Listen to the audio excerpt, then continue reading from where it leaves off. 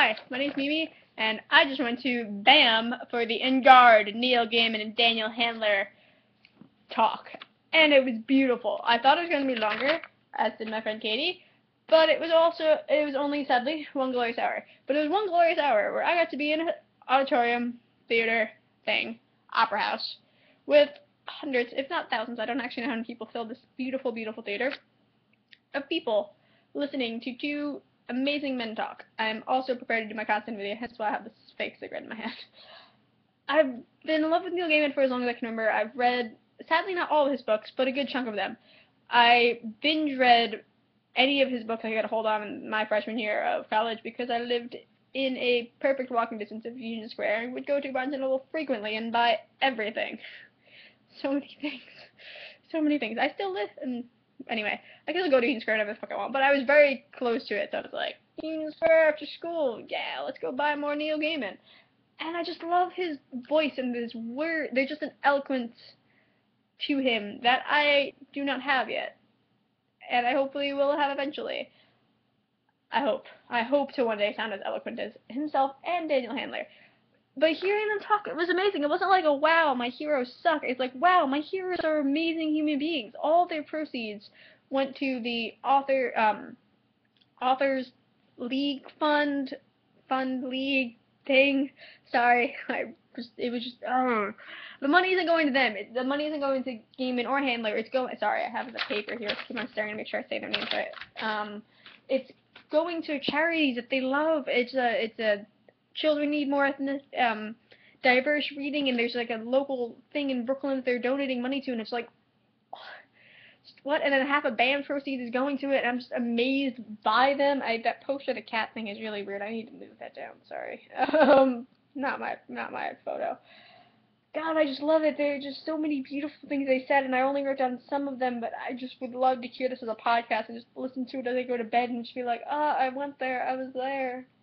It was just so nice to hear them. I've been trying to see Neil Gaiman since I got into college. I'm in my junior year. I've been trying for the past 3 years. It hasn't gone well, mainly because of money and timing. And I finally got to see them in a beautiful, beautiful opera house with other people.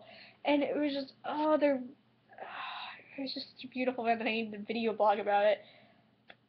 It's as perfect as I hoped, and it's like, okay, I've seen you once. Now let's see how many more times I can see you and how many books I can get you to sign of mine. It's just, I've yet to get my Neil Gaiman tattoo. I'm finding a way to make it work because I want to have a beautiful one here that I think I'm changing some stuff up on this other arm. I'm not sure yet, but it was nice to see my idol. I haven't read Daniel Handler. Let me rewind that. I haven't read Daniel Handler, but after leaving this room, I'm like, after leaving this event, I need to go buy all these series of important events and read all of his books, because it was like after I saw Rick Yancey with Rochelle Mead, I went out and was like, I need to buy your book, and then like a month later, I bought his book and devoured it. I'm like, holy shit, I love you, and I still read the second Fifth Wave novel, but I will read it.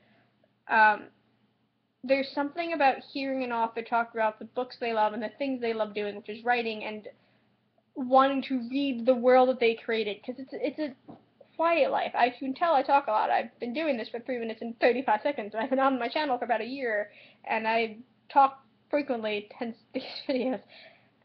When you see someone talk about something they love, there's just something beautiful look in their eyes and the way they express it, and it's like you are authors, and there's just something about it.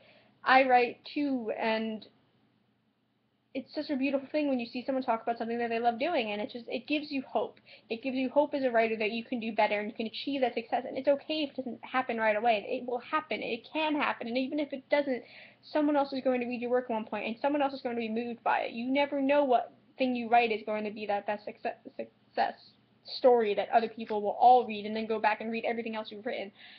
And I hope to have that success one day. I don't know when it's going to happen. I hope sooner than later.